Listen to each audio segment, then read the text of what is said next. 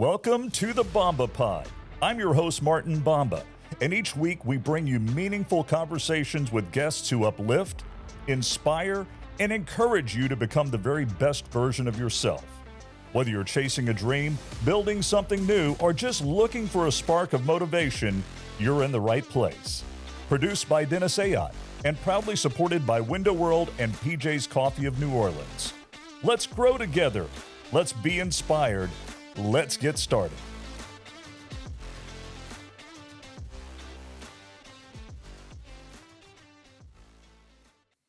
Hey everybody, it's Martin Bomba. It's time for another Bomba Pod right here, right now. And today's guest, wonderful guest, good friend, known him a very long time. And if you're from San Antonio, you know him too. One of the most well-known voices in San Antonio radio for over 50 years now, my friend Trey Ware. Oh, Martin, it's good to be here. Thanks, brother. Love to be here. Appreciate you. And we have known each other a long time. We have. Do you remember the first time? You won't remember it, but I remember the first time we met. What do you? I know what I think it is. What do you think it is? You were PD at KTFM. And I came in looking for a gig. That was a long time ago. That was a long time ago. I think I was 19, 20. Wow.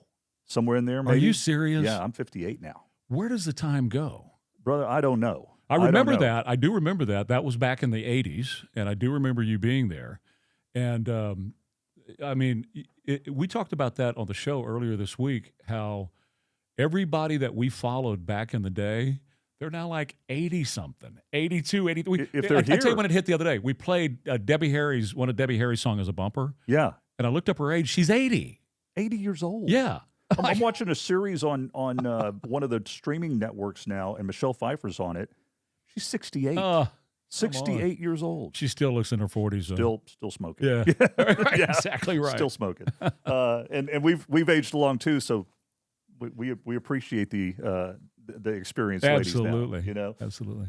Man, you have been just a voice in radio that everybody has known for years and years, and you're kind of an anomaly in radio in that you have stuck with the same market, if not the same station, the same market for your entire career. How rare is that? Very. It's one of those deals where I didn't do that necessarily. Well, I guess I did do it, but I was going to say I didn't do it by design, but I guess I really did. I had several opportunities throughout the career. I've now been on for 51 years, and I had several opportunities throughout the years to go other places, and some really nice big markets like Chicago and Denver and L.A. and places like that, Atlanta, New York, Fox News Radio. They approached me when they were putting that together, and they wanted to team me up with one of their guys. And you said no to that. I said no. Wow. Yeah. Well, first of all, the family history. Absolutely. So San Antonio, like you're a San Antonio boy. San Antonio means everything to me, as and so I knew I wanted to stay here.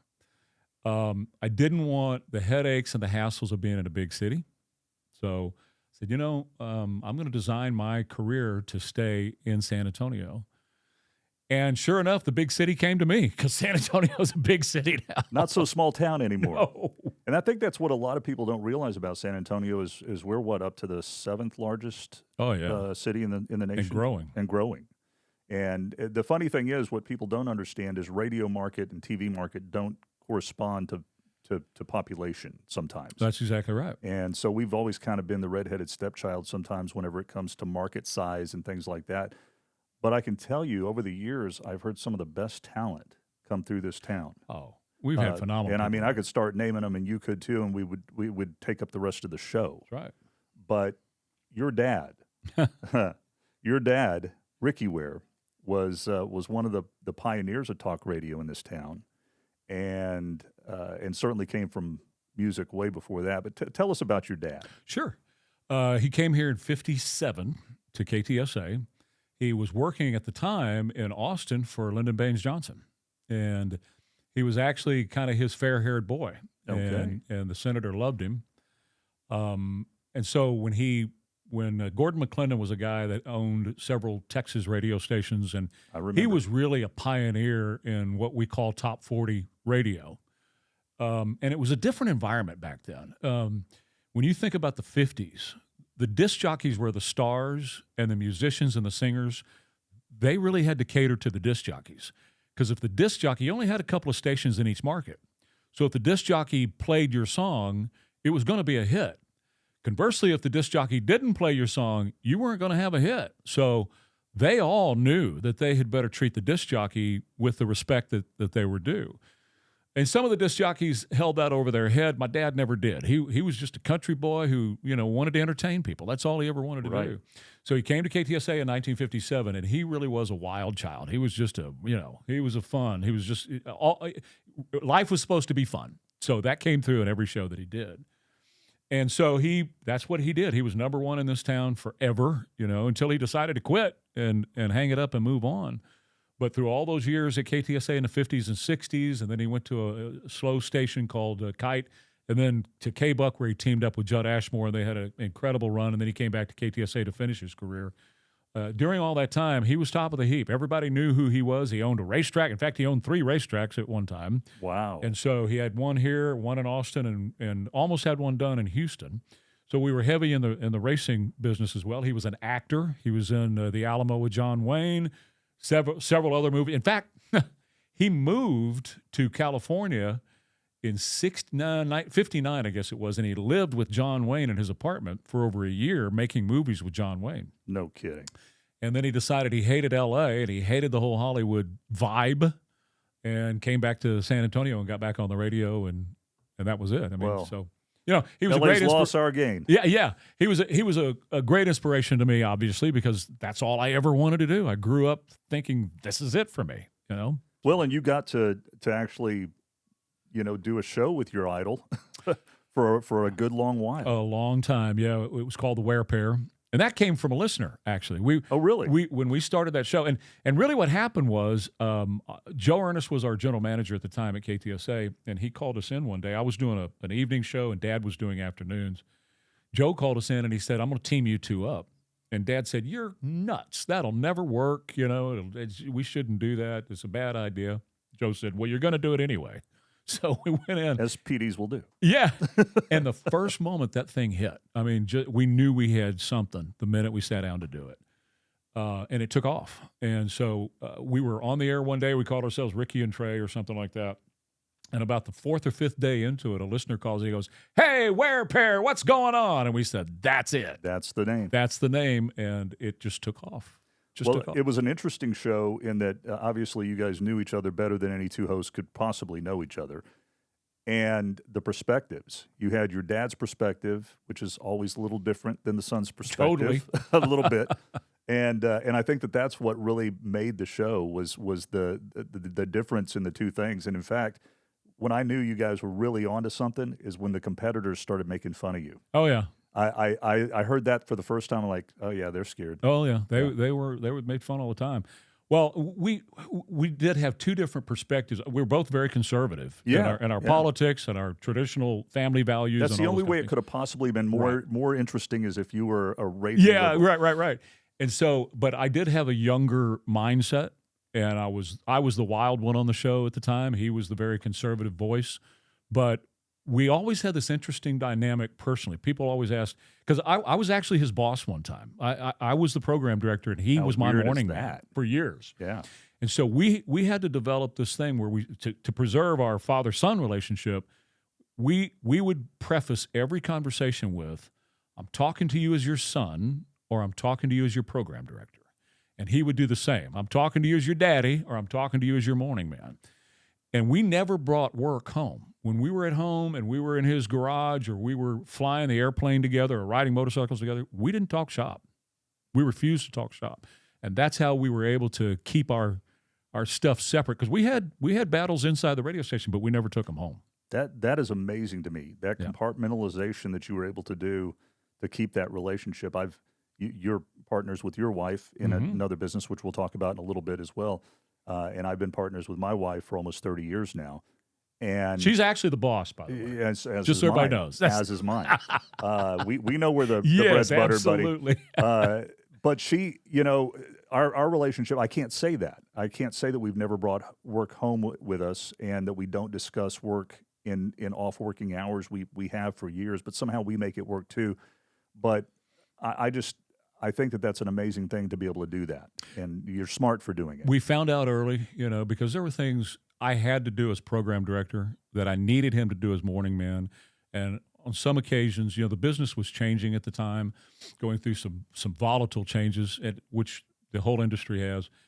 And I needed him to do some things, and sometimes he disagreed with them. And if he disagreed with something, you knew it. He was going to tell you. He was not going to be wallflower. Nope. He wasn't going to be one of those guys that said, okay, all right, whatever. He was going to tell you, okay, at the end of the day, I'm going to do what you say because you're the boss, but you're going to know I disagree with it. So we had to find a happy medium in there where we could still be father and son and still do Thanksgiving together and talk as father and son. And so that was it may not work for everybody, but that was our way of doing it. When we're having family time, we don't talk radio, period. That's the way it was. That's awesome. Yeah. I mean, if you can do it, highly recommend. That's fantastic. He gave me so many opportunities. I mean, I showed him when I was, I think about, do you want to talk about any of this, my history? And of course. Okay. So when I was about 5 or 6, I had set up a little radio station in my bedroom. And I had 2 turntables and a receiver. When you were 6. Did you? I thought I got started early. I wasn't 6. I was probably closer to 12, 14. Yeah, this was 5 or 6. And I would sit there. I made a microphone out of aluminum, got aluminum foil, and I fashioned a microphone. And I would sit there and play disc jockey for hours on end. And, of course, he was doing mornings at K-Buck, and I would get up in the middle of the night to go to the radio station with him. And then my mom would pick me up after the show and take me to school. And during all that time, I gave up my little studio at home, and I would go play in the production studio like I was a disc jockey, and I would tape it. And so a few years later, when I was about 10, he started letting me on Saturdays because he worked Monday through Saturday. Judd worked Monday through Friday at the time. So it was just him by himself on Saturday. Okay. So he started working me in on the show when I was 10. Wow. And then they came to me and said, how would you like to do the all-night show on Saturday nights? And, of course... At 10 years old? Yeah, 11, yeah. Yeah. I guess child labor laws didn't come into play. Oh, no, that didn't exist back then, And so we'd be at the races at Pan American, and after the races were over, I would go down. I would have somebody obviously drive me down to K-Buck on East Houston Street, which was right there by the Frost Bank Center where the Spurs play. And I would go on the air and I'd do midnight to 6. And my dad, when he finished at the racetrack, he would come and sleep on the couch so I didn't have to be alone in the radio station. Did that for years. And, years later, I decided it was time to move on. I was never going to get a full-time job at K-Buck, so I went to Kono, KITY, and then right after that, I went to KTSA. And I've left KTSA a couple of times to work. I put Magic on the air as the first program director and station manager at Magic in 1985, March of 85. Changed KQXT from beautiful music to a soft rock format that it is now. I went to Star 93, which is 92.9. It's a Latin station now, sure. But it was contemporary hit radio. Came back to KTSA in 93. So the vast majority of my career has been at KTSA, with the exception of, I guess, maybe 5 or 6, 7 years, somewhere along in there. I was, at other stations. Small hiatus where you were popping around to some other stations. Yeah. My thing was, Martin, what I really loved, and I loved to go in and fix a station, and then I'd get bored. Yeah. And it was time to move on. Yeah. And so I'd be somewhere for a year, wanted to get it fixed, get it up in the ratings, and then move on. Putting Magic on the air was one of the best experiences of my life, because when we got together to put that on the air, the buildings weren't even built. We were operating out of Jack Collins. He was the general manager, out of his living room. That's where we were putting that station together. How about that? Isn't that crazy? Some of the best voices in San Antonio came through Magic at one time or another. Oh, yeah, sure. I mean, really and truly.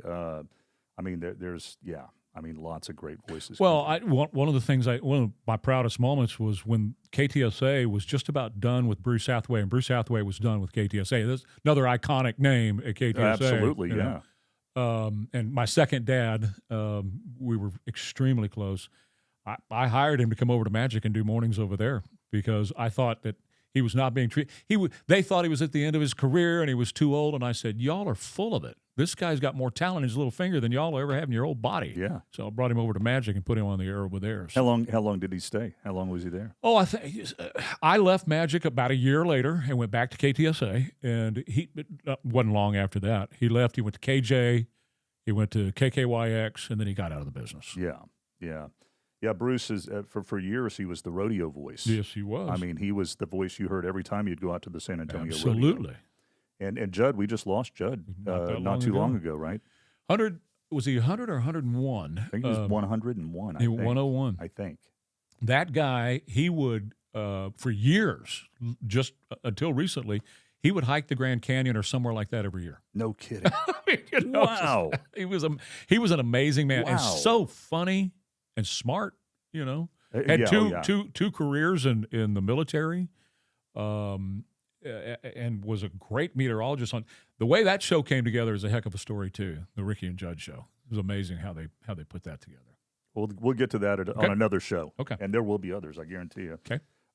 Let's talk about what you're doing now. You're doing, of course, talk radio, and you've been doing talk radio. It seems like forever now.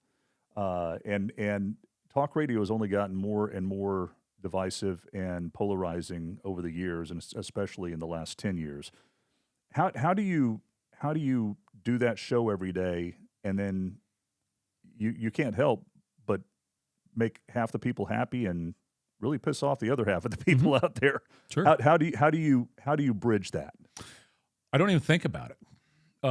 I have my opinion and what I think, because what I've found over the years is if you do try to think about that too much, then you're not being true to yourself. You start to try to placate people, and I want to make them happy, and I want to make them happy, and all that, and you never end up going anywhere. So the best thing for me is to just say, okay, this is what I believe. This is, and I always was one of those that was taught, and I believe it, know why you believe what you believe. Okay. It's pretty important, and it's something that's been lost. Yes. And so what I do is I study, and somebody asked me the other day, so when do you prepare? And I said, I'm always preparing. I'm preparing right now talking to you. This conversation you and I are having will come up on the show. I'm always, and I sleep from about 7 to midnight, somewhere around in there, maybe 8 to midnight. I'll sleep 4 or 5 hours a night in general. And then that's the only time I'm not prepping. I get up at midnight, and the show starts at 6, so I'm prepping then. I go home, and I'll get a workout after the show, and then I'm prepping the rest of the afternoon until I go to bed. So wow. That way I got it in my head. But to your original question, I don't even think about who I'm making mad or who I'm making happy. It's just got to be me saying what I believe. And some of the stuff, it's not all political. Sometimes it can be non-political and controversial, or it can be non-controversial at all. It can just be a fun bit. Yeah. Be a good time. You talk about music on the show a lot. And a lot. We'll get to your love of music here in a little bit. Okay. What do most people, what's a misconception that they have about Trey Ware that you are off the air? I mean, to me, you're the same guy on and off the air, but what is something that people don't know about Trey Ware? Wow. Well, the stuff that I have that's private, I try to keep it pretty private. Yeah. I will, and Nancy my wife Nancy, we've been married for 43 years, and my high school sweetheart. Wow. She will notice, and she has noticed as of late, I've become less and less out there type person, and I'm more kind of a homebody. The older I get, I'm more of a homebody. I think that's a natural progression because I've seen it myself. You too? I've seen it myself. Yeah, Yeah. I really cherish and enjoy my time at home. Oh my gosh, seriously, when the weekends come, I don't want to see anybody or do anything. And so that's probably a thing that I would say is a difference in what people would believe. They probably have this perception that you're out there all the time and you're doing things all the time. And I'm not really. I really like to have my private time. I got 2 granddaughters, and everything about my situation with them is private. I don't share that stuff publicly. They know I share their names. They know you have granddaughters. Yes. But other than that. That's it. Yeah. I keep that private because as you well know, you've been a public personality your whole life. Yeah. And so you know that you have to have that. You have to have that privacy for your own sanity and for your relationships. There has to have you have to own part of your life. You have to own that. Yeah, absolutely. Yeah. Absolutely. And there's some of it that's frankly nobody's business Right. other than yours and your family. Yeah, man, I couldn't agree more with that. And especially when it comes to your grandkids, that's, people know that I have grandkids, and we've even got them in some of our new commercials now. And I'm very proud of that. But beyond that, they're off limits. Right. And a lot of the stuff that Nancy and I do, that's all. She's totally opposite of me. She is not a public person. She does not like to be around a microphone or Debbie's in front of the a same camera. way. Yeah, she's really good at it, incidentally, but she doesn't like doing it. I've seen her do it. She doesn't like people recognizing her outside of here. Well, and that's the thing. For the longest time in radio, people wouldn't recognize us by our face. You open your mouth and they knew who you were.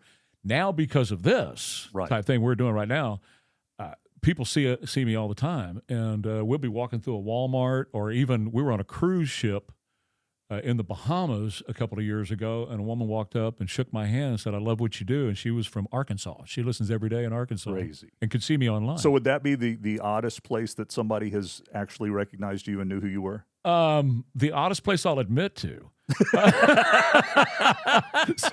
had a bathroom experience too. Well, okay. Yes, exactly. Yeah. It's like, hey, what are you doing here? Same thing you're doing here. We can talk when we're finished. Yeah, exactly right.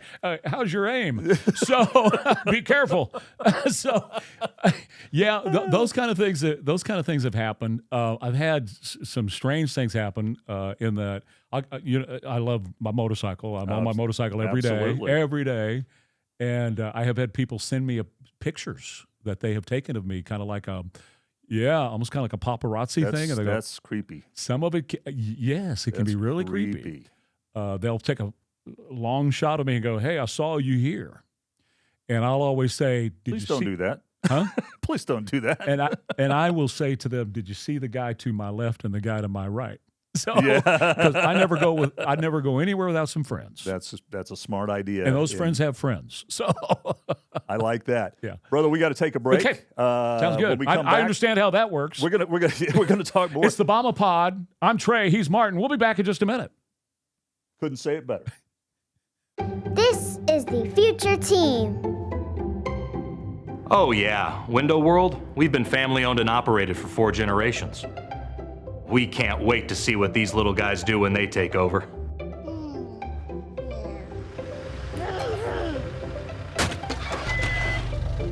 Okay, maybe we can wait. I think that's best for everyone. Want service that's honest? Window World. Service for generations. These windows are seriously the easiest windows to clean on the market. Just a little bit of this glass cleaner, put it on there. Window World has been family owned for generations, which means chores aren't just chores, they're part of professional development. You got this, Layla. It's wax on, wax off. Needless to say, things are a work in progress. For squeaky clean service you can trust, call Window World. Service for generations. Hey everybody, it's Martin. We're back on the Bomba Pod with my special guest today, Trey Ware, radio personality in San Antonio and just all around great guy. And we're talking radio and Harleys and music and all that kind of good stuff. And when we left off, we were talking a little bit about your Harley riding. We were talking about creepy paparazzi guys, but but also the motorcycles. What is it about riding that speaks to you so deeply? Freedom.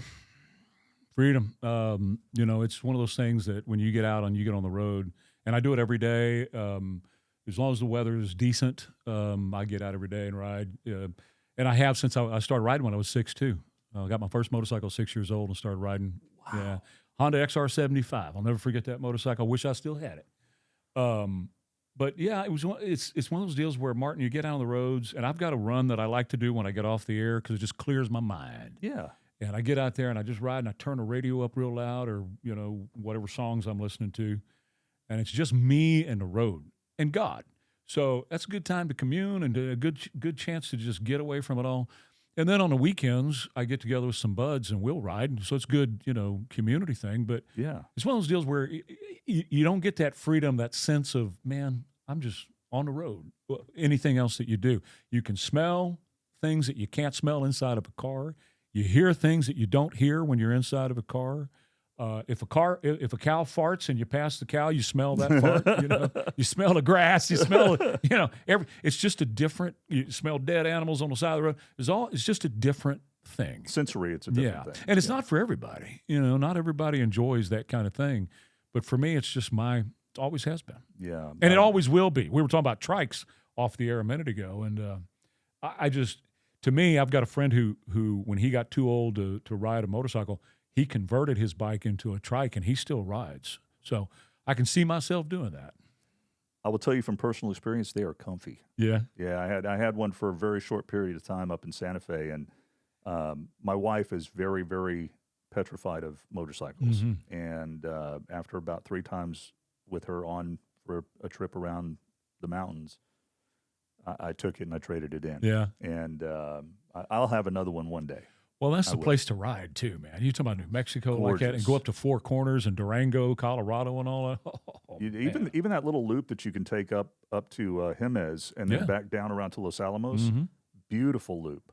Absolutely. And it's about a 2.5, 3 hour, 4 hour drive. I got friends that do that. They include Santa Fe, and then they go way over to Albuquerque, and they love that ride. Yeah. If you go the back way, especially through Yeah. Madrid and all that, Mhm. that's a great They ride. love it. Yeah, that's a great ride.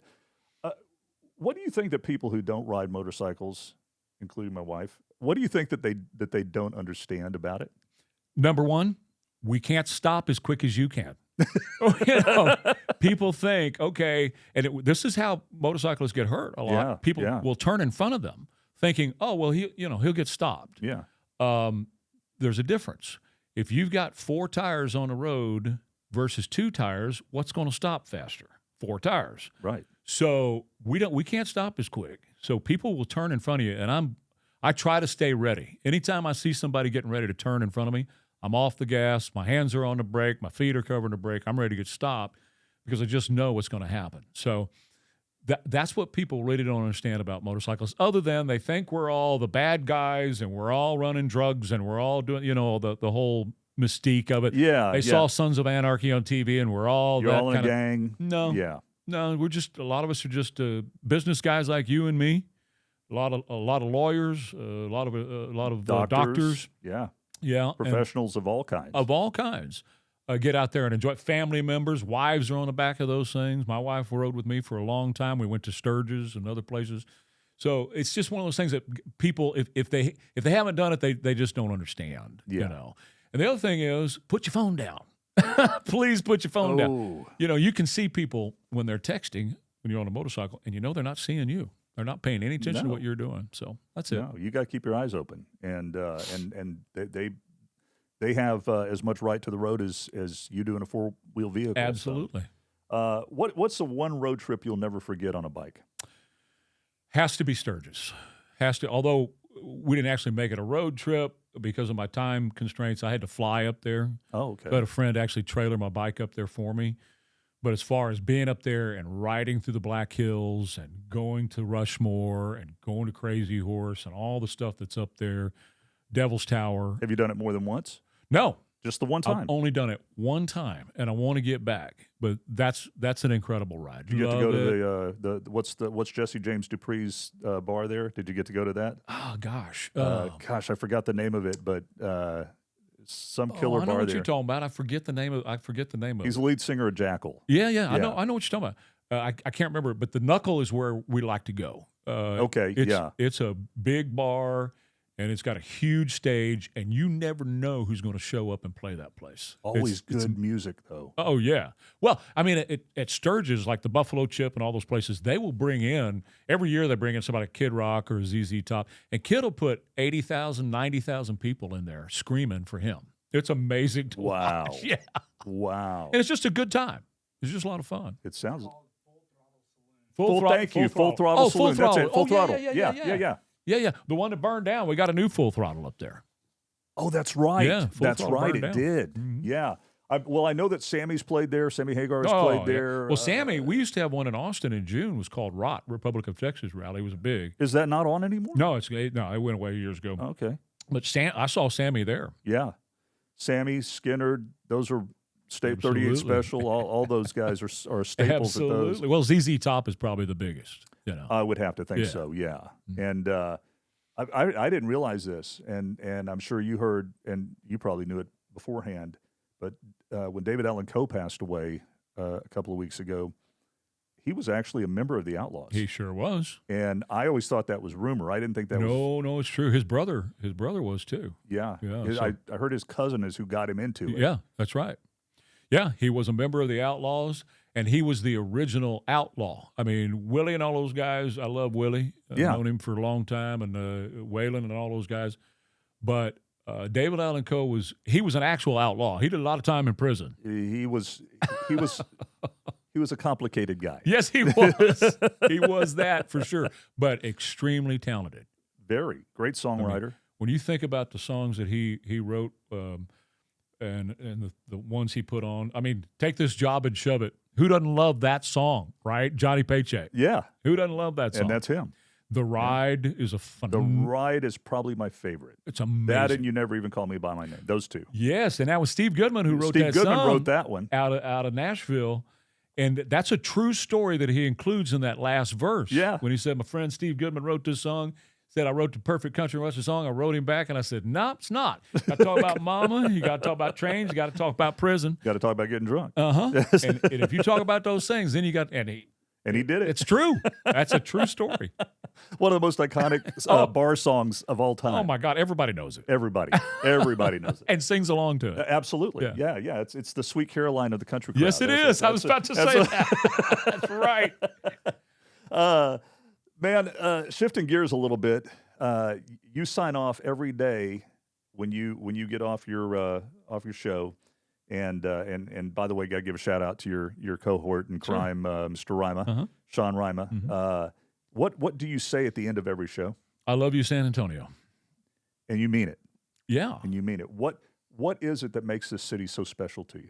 Well, first of all, it's my home, so it will always be special to me. And people ask me, because San Antonio's gone through some tremendous changes politically and how it's managed and how it's run throughout the years. That's natural. It's going to happen. There are things about San Antonio I do not love, some of that kind of thing. But overall, I love San Antonio. And I love the cultures, the mix of cultures. I love the heavy Hispanic culture. Nancy's grandparents pretty much helped settle and establish the West Side. So wonderful people, and I love that aspect of it. I just, when we say it's the biggest small town in America, we mean it. Now, we've grown a lot. But it's still true. We have that feeling here that you just don't have anywhere else. We feel a camaraderie, we feel a brotherhood, a sisterhood here that you just don't get in other cities. Other cities feel less connected, and we feel connected to each other. You kind of feel like we have each other's back, and that's what I love about San Antonio. Yeah, man, I second that. It truly is one of the most pride-filled places. I'll give you an example. I don't mean to interrupt you and cut you off, but I'll give you an example. When we do events to raise money for special charities in San Antonio, and we do it, as you know, I'm going to talk about that in a second. But absolutely. As you know, we do those in a place called the Alamo Lounge at the radio station. And I'll bring in your cousin, Rick Rice, and he jumped in on that one phone call. And I said, Rick, would you come play for me at the station? He thinks the world of you. Well, so. It's mutual. It's 5 a.m. to 10 a.m. Can you come do this? Well, musicians, he plays the night before. So he just might as well stay awake and come to the radio station. But he jumped in on that deal. I called you. I said, can you do coffee? Absolutely. PJ's will be there. PJ's is the official coffee of the Alamo Lounge. Which I didn't even know until you told me on the air. That's right. But anytime, Gordon Hartman at Morgan's Wonderland always jumps in and he says, what can I do? How can I help? What do you need? All these people in San Antonio, and I've known Gordon my whole life. We're the same age, I've known him my entire life. The entire city is that way. How can we rally together to help each other out? And where did that sense of obligation's the wrong word, that sense of community and sense of giving back, where did that originate in you? Just growing up here. Yeah. Just being around it. I guess being in the media afforded me the opportunities to be on the in on some of the things that were happening in town. Being the son of a very, very famous personality in town, I went with him everywhere. His attitude was, anywhere that my kids aren't welcome, then I'm not welcome. So I went to, I sat at the end of Red McCombs's desk on Saturday mornings for years, watching that man work. So it's the whole idea, and they instilled in me that God blesses you, you better give it back, and that's what it's for. Is not to hoard it for yourself, give back. And so having those types of mentors around me that taught me those things. And that's what we do. I mean, that's what San Antonio, that's everywhere in San Antonio. I mentioned you, all these other people that will jump in and help at one phone call. And the answer is always, absolutely, what do you need? Yeah. And I'll tell you what, there's a little selfishness to that, I will tell you, because I've never felt in my life, never felt as good, never felt as happy, never felt as peaceful, as satisfied as I do whenever we're doing things for other people. Amen. And I mean, and it could be any number of things: children's charities, the Raul Jimenez dinner, Rapping with Jack. Yeah. And these are just KTSA things. Right. I mean, let's the other things that we're also involved Absolutely. in. Debbie and I, we're fortunate enough to be able to sponsor the Brontex for a year, and supporting the arts, which is very important to people who are in these types of industries. And I think that it's being lost in our public schools a lot. We talk about changes in San Antonio over the years, and there's been a lot of them. But what are some of the most distinct changes, good and bad, that you've seen in San Antonio over the last 40 years? Well, I'll start with the bad. On the bad side, you see the rise in crime that's natural when you have the influx population growth that we have had. It's a natural thing. I hate to see that because I never thought of San Antonio as that. But we see things like, well, here's a prime example that's contemporary, is happening right now. Spurs are in the playoffs. Great. Glad they're back in the playoffs. But the celebrations have changed. Wow. After they win, it used to be a pride of San Antonio. Yes. That we had clean, fun celebrations. The celebrations that some, not all, I'm not painting with a broad brush, but the celebrations that some are having right now. They're giving us a black eye. Yeah, man. And they're doing stuff that's just you would see in L.A. or you would see in Chicago or other big cities. And I hate to see that in San Antonio. Knock it off. Quit. Please stop. Yeah. Please stop. Don't honk your horn in front of your neighbor's house at 3:00 in the morning. Don't attack police officers. And don't attack police officers, and don't attack each other. Please stop. Yeah. Make us proud. Make our town proud. That used to be a point of real pride in our town, because we would see these other towns tear down their downtown areas, right, and go nuts and pilfer or loot the stores around downtown areas. We never had that problem until pretty recently. That's right. Yeah. On the good side, that sense of community has even gotten stronger as the years have gone on. For as strong as it was back in the day, talking about doing things for other folks, whether it's the San Antonio Food Bank and Eric Cooper and what they do over there. You mentioned Jimenez a minute ago. I could go on, and just the Puppy Food Bank originated in San Antonio, providing food for dogs all across the country. Which is amazing, because now it's known Huge. nationally. It's everywhere. Yeah. That sense of community has only gotten stronger. The bonds have gotten stronger here in San Antonio. I like to talk about that because it's super important. If a community doesn't have that, then you have nothing. You have nothing. That's absolutely true. You if you don't have that community bond, it really starts falling apart. And people who are willing to do things for other people. But by the grace of God go I, right? No kidding. Right. No kidding. And I think that a lot of us forget that sometimes when we get very judgmental. And boy, have we become a judgmental society. Ooh. Wow. Yeah, we have. Wow. What gives you hope about the future of our city? I think the people. I really think that San Antonio is we're really at a watershed moment right now because of the growth of people moving in here, and they're coming here from all different places. Los Angeles. A lot of people have come from California in general. Yeah. A lot of people have been to Bernie area and all that. But I also see that the way we're managing the growth of San Antonio is making sense. And we sort of have to, because we have limited resources here when you talk about water and all of those kind of things. So the way I see that growth being managed so far, it's being managed extremely well. Very capable people behind the scenes that are doing. Some of the politicians are not capable, but for the most part, people behind the scenes are very capable and very dedicated to managing that growth well. Some cities that go through these growth spurts, they have no clue what they're doing and they mess it up. Oh, man. We can name names of cities. But San Antonio is really, doing a great job with that. And I really have a lot of hope for the kiddos. You and I are in one side. We have more in the rearview mirror than we have in the windshield, okay? But the kiddos that are coming along, the ones that I interact with, whether it's at different churches around town where I speak, and I'm brought in to do sermons or just speak to a youth group or a men's group or whatever, I feel really positive about what I'm seeing out there. Generation Z is an amazing generation. I love hearing that because you hear so much negative about Generation Z. I mean, I don't want to stereotype, but not caring, lazy, entitled, all of those things come up whenever you talk about that generation. And the truth is it's kind of like good people and bad people. It's the bad people who get all the press. It's the good people that don't. That's exactly it. Yeah. The bad apples are the ones that the media will focus on, everybody focuses on. But that's a small percentage of who's out there in that generation. I'm psyched about that generation. And I see it in my own grandkids, and the people that they're around. It sure isn't what I see on the TV. No, it is not. No, it is not. I second that. We got to take a break.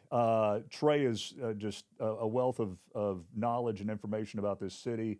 We're gonna talk a lot more about Trey and his wife Nancy and their other business and some other things that you'll want to stick around for. Don't go anywhere. We'll be right back.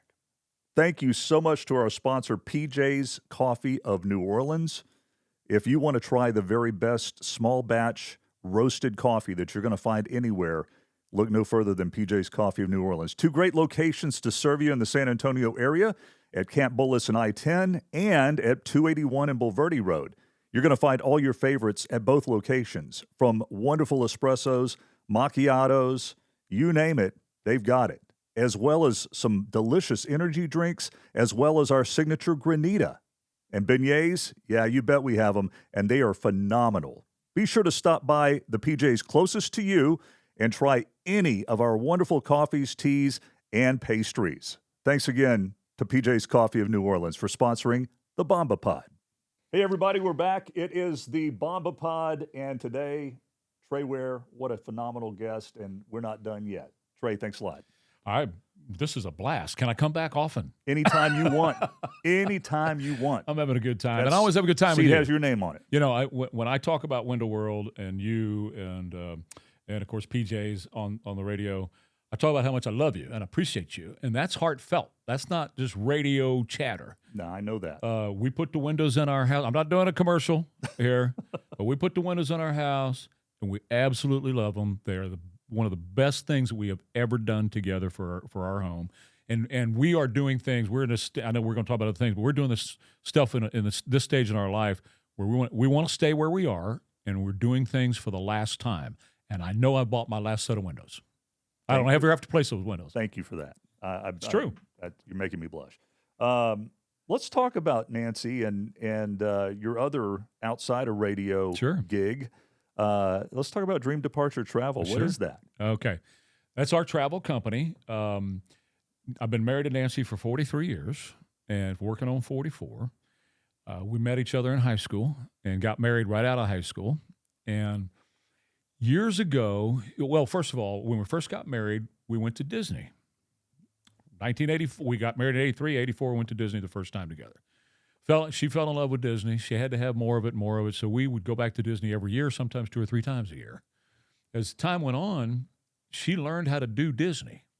So she started to really book our trips, and friends started to reach out to her and go, hey, listen, can you give me some hints on how to do Disney? Because it costs a lot of money sometimes to go, and you don't want to spend the whole day in lines. So how do you do that? How do you manage that to where you maximize your trip? So she started helping friends. And the next thing you know, those friends would say, well, just do it for me. So she book all this for me. Yeah, book it all for me. And so, okay. So she would just book it for them. And then she said, well, I'm going to form the company. And the next thing you know, it just takes off and starts blowing and going. And she went through several phases. She was trying to decide, okay, are we going to be this gigantic 400-person agency, or we're going to keep it as a boutique? and decided early on, we're just going to be a boutique agency. Got 21 agents across the country now, advisors across the country now that that are manageable. We can see everybody. We can see all of our clients. We can stay on top of the clients. We know what they need. We can fulfill those needs. We have regulars. We have new clients coming in, but regulars all the time. So the idea was to stay small enough where you could manage the people and get to the people. Sometimes they get too big and it's out of control. Right. So it's not just Disney, but it was heavy Disney focus when we started. Moved into cruises. That's a huge thing, and all-inclusives, which are cruise ships on the land. You know, you go, you pay one price. Stay on property. Stay on property, and everything's covered. Your food's covered. You go have breakfast. You don't have to. They don't bring you a check. Yeah, So, and that there's an ease to that I appreciate. Love it. I like all-inclusives. I do too. There are places I don't do all-inclusives because I like trying the local fare and Sure. hitting a bunch of restaurants and different things around the community. But what place? When I'm trying to think of how to phrase this. To me, travel is one of the best educators in the entire world. I think that kids who travel are more well-rounded. They have a better view of the world. They have a better understanding of how we fit into that world. And if they're cynical and they're skeptical, maybe it'll open their eyes to the blessing that Sure. is the United States of America Oh, for sure. us. What place have you gone, and you travel a lot, what place have you gone that has changed you the most? Israel. It was Easy hands answer. down.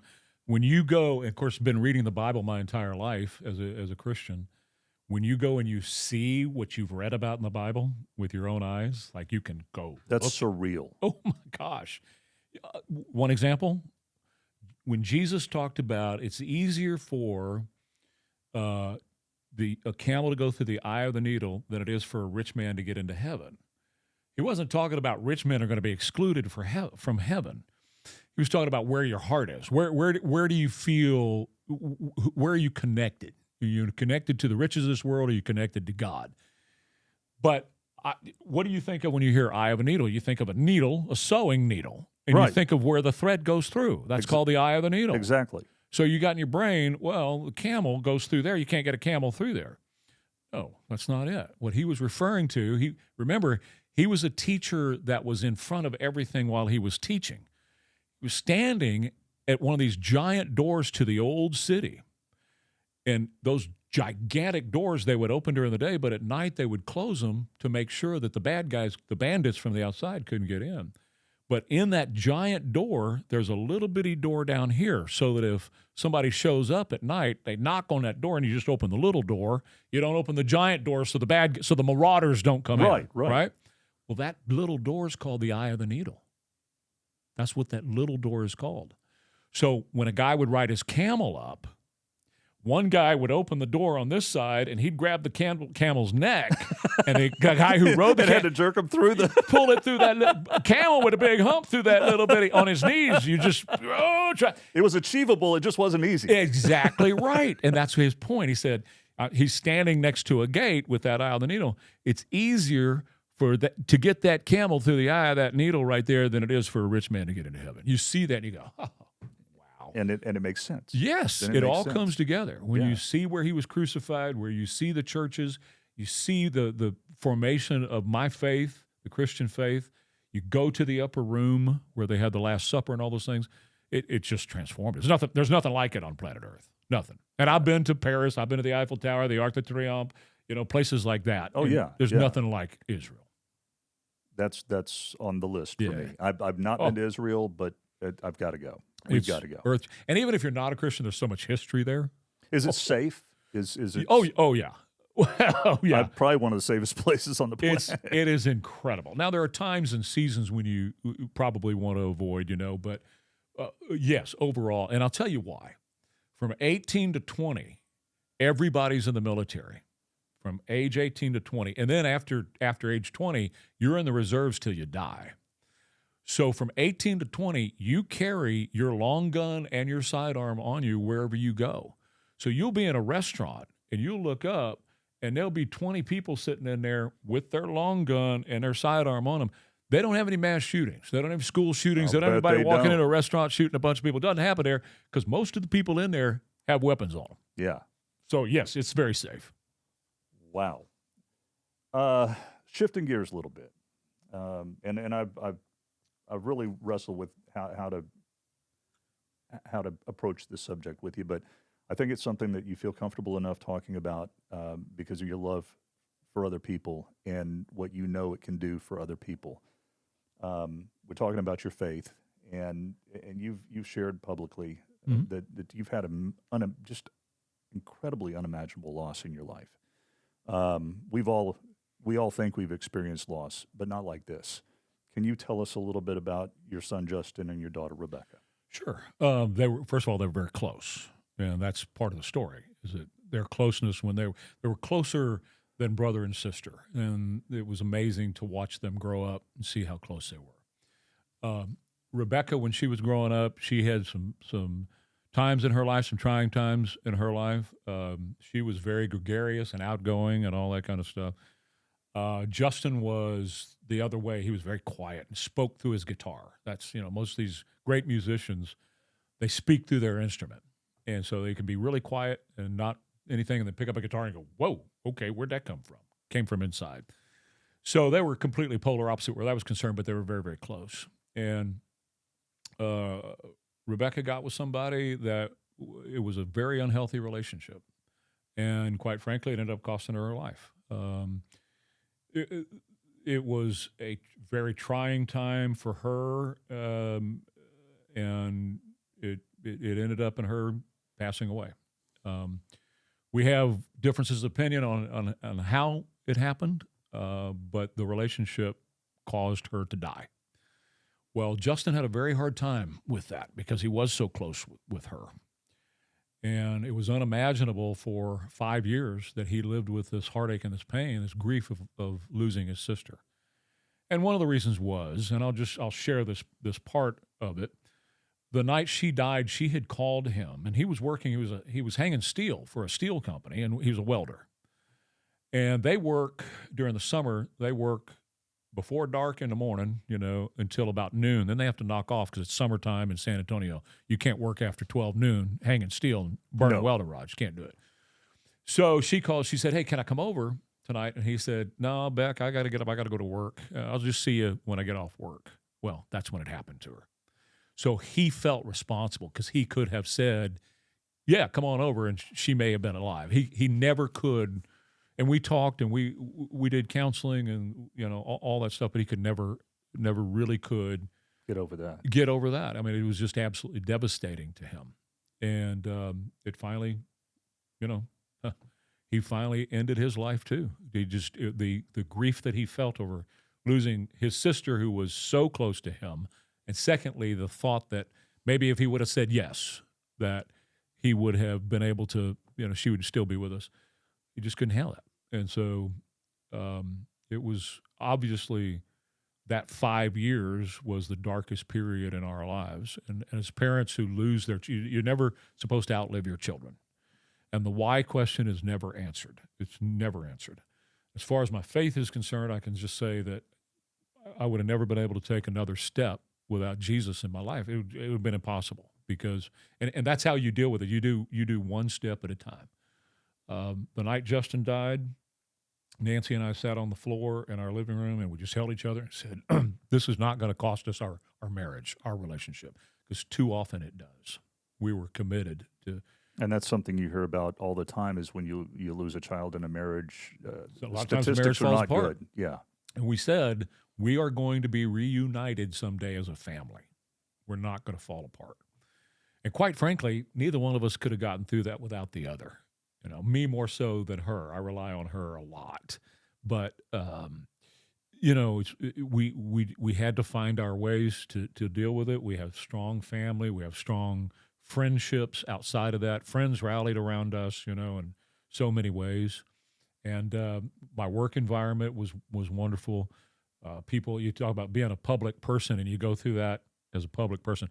The newspaper wanted to do this big extravagant piece and make it a negative thing, aimed at me, and we went through that. We negotiated that with the newspaper and said it's not what you think it is. I mean, there's a whole lot of things, but the listening community in San Antonio really came together and rallied around us and kind of held us in their arms and helped us get through it. You never get over it. You never, ever, ever get. Obviously, it's your children. Obviously, you lose just can't. one, it's horrific. You lose two. Wow. What now? What do you do? But I will say this: our daughter left us two beautiful granddaughters, and they were just amazing to get through this. They're both amazing people. They're just wonderful human beings. So I look at them and I go, yeah, this has made it. That they've helped us. The in fact so that many ways. they've come through and been as successful and as well adjusted as they my have gosh, is just amazing. They're amazing human beings, And when Rebecca died, we ended up with Annabelle, who's our youngest, and now she's almost 20. But we ended up with her, and I thought I was done on my knees bathing a child, a little kid in a bathtub. I thought those days were over with. But that gave me a reason to keep going. Yeah. Every day, looking at that little girl, I said, I got to keep going. I can't give up. I got to go. I got to make stuff happen. Was it difficult for you to make the decision to share such a private grief? No. Number one, that's part of, being a public personality. That's going to happen. There's stuff that's your private, and there are people who don't know everything. I told you a little bit of the story. Right. But there's a lot more to it that I'll never share publicly because it's my business. It's not their That's business, right. that kind of thing. But again, being here, Martin, and again, you can relate to me. You and I are a lot alike in this. We're second generation public personalities in San Antonio. Yeah. Your family's been here a long time. And so we can relate on how we have a certain amount of public persona out there, but there's a lot of private stuff that we want to keep private as well. So we manage that and we do that. But having the people around us, it's family. San Antonio's family. And so even the people the people I don't even know. I remember. Isn't that amazing? It's crazy, and I remember when Justin passed, we got thousands of comments on Facebook. Just thousands of messages were coming in. I remember one that stuck out. Everybody was really kind about, I relate to you. I'm so sorry. I my sympathies. All those those are wonderful messages. One that stuck out, I'll never forget it. 2 words: "This sucks." And I went, okay, that's it. Can't argue with that. You just said exactly what's in my heart. Right? This sucks. Yeah. And to this day, the situation itself sucks, but it is what it is, and we have dealt with it, and we live, and we are what we look forward to is one day we're all going to be together. Amen, brother. Wow. What advice would you have for other parents who may have experienced this same tragedy? Jesus is our only hope. I don't want to get all preachy, and I'm not going to get preachy, but Jesus is our only hope. With the love of Jesus in our hearts and relying on Him, or just look to Him every single second. And people, some people may not understand how that works. I know that I don't understand everything about how that works. I know I didn't understand everything about how it works in the midst of the storm there for several years. But I knew that He was carrying me. I wasn't walking on my own. You don't get up and go to work every day and do the things that you have to do for a family and everything else, going through what we went through without. There's no way I could have done it without Jesus. There's just no way. So my number one piece of advice to people when they ask me to talk about it is that. And then be as open and as honest to the people around you that you're tight-knit network. Don't isolate yourself. Yeah, no. That's the worst thing you can do. That's a bad idea. I've got friends that I will just gush to, and I'll just tell them everything that's going on. And they get it. A lot of times they just sit. I've got a very close friend that when Justin died, he and his wife came over, and I could say his name. He's a very, very well-known, I'll say it, Jonathan Gerwitz, who's a very well-known San Antonio long-term family. He just came over and he just sat on my couch, just like that. And just having him there, just his presence there going through that made all the difference. But there's a number of others, a guy by the name of John Sadie and Carlos Cruz. There's a bunch of guys that I'm really, really close to, and they'll just they get it. They don't even have to say anything. Let's just sit. We can just sit, and it definitely helps. Yeah, I think as men we try to fix everything. It's in our nature, right? It is in our nature, and sometimes listening is the best help you can give somebody. It really is. Or sitting in silence with a guy. Yeah. Sometimes you don't even have to say anything. We can just sit here and go, okay, we can move on now. I get it. Yeah, I get that. What legacy do you hope that your life and your work leave behind? That I, number one, that I love God, love Jesus, love my family, I love my wife, love my granddaughters, love my kids. The professional legacy, it's going to be whatever it's going to be, right? At this point, I'm in the San Antonio Radio Hall of Fame. I'm in the Texas Radio Hall of Fame. I'm in both of those with my dad. I have a lot of pride where that's concerned, being in there with him. But I, certainly did that on my own too, because I had my own career. So the professional side of that, I just kind of like to be remembered as the guy who got up every day and I gave everything that I had every single day I was on the air. And I mean that. I mean, 110% every time I sit down behind the microphone. Well, I think that there's an authenticity and a genuineness that comes through in your delivery every single day. You may not agree with everything Trey says. Well, I hope you don't. And yeah, it makes you think, right? Yeah. But you know that he's telling you what he's telling you from a place of truth and from the heart. And I as a listener appreciate that. Let's have a little fun. Okay. Let's do that. Let's have a little fun. Okay. I call it lighten the load. On the show, let's lighten the load. On the show, I say, let's lighten the load, guys. I like that. Okay. I like that. Let's do that. What was your first car? My first car. My first car was a truck. It was a black F-150 1976, I guess, and it was a custom. It was my dad's truck that I ended up with as a hand-me-down. Didn't have it very long because I couldn't afford the gas. It had the big Ford motor in it, right?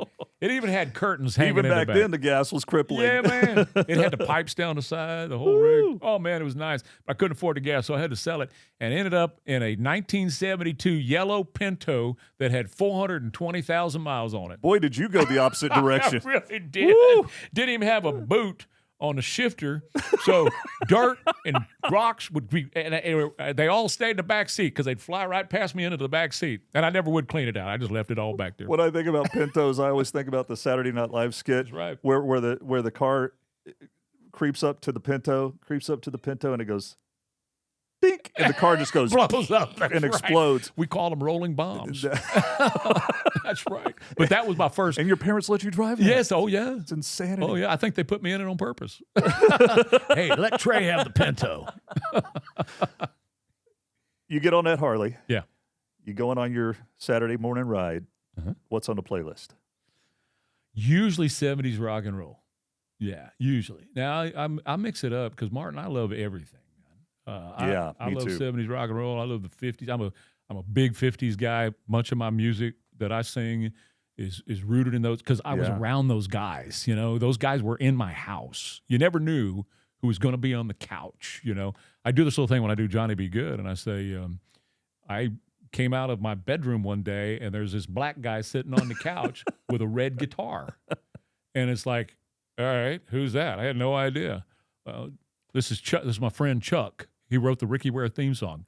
Chuck Berry is sitting on the couch. Wrote your dad's theme song. Yes, the Ricky Ware theme song. Wow. Mad Lad was the name of the song. And so that, you never knew who was going to be there. And so I grew up around those guys. So that music is always a part of what I do. I'm a huge Elvis guy. I love Elvis Presley.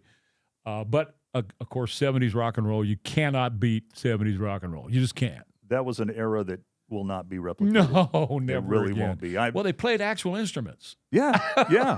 They actually played the music. Yes. What a novel concept. I was looking at your guitar collection, man, and I'm salivating, thinking, oh my gosh, wow. Yeah. Well, brother, I can't thank you enough for being here. Before we get out of here, though, tell everybody where they find you on the radio. Okay, 5:50 a.m. FM 107.1 in San Antonio, online ktsa.com. You can watch the show now because we got cameras in the Which studio. is so cool. Yeah, it's a very cool thing. It's I like it a lot. It's on YouTube as well at KTSA, but KTSA in San Antonio. So if you're in Peoria, Illinois right now, or if you're over in San Jose, California, you can check us out. We have people all over the country. Anywhere. You have people all over the world. Yeah. Yeah. It's true. I've heard listeners from out of country. Absolutely. So please listen in. We're there from 6 to 10 a.m. Central Time, San Antonio. Brother, I can't thank you enough, man.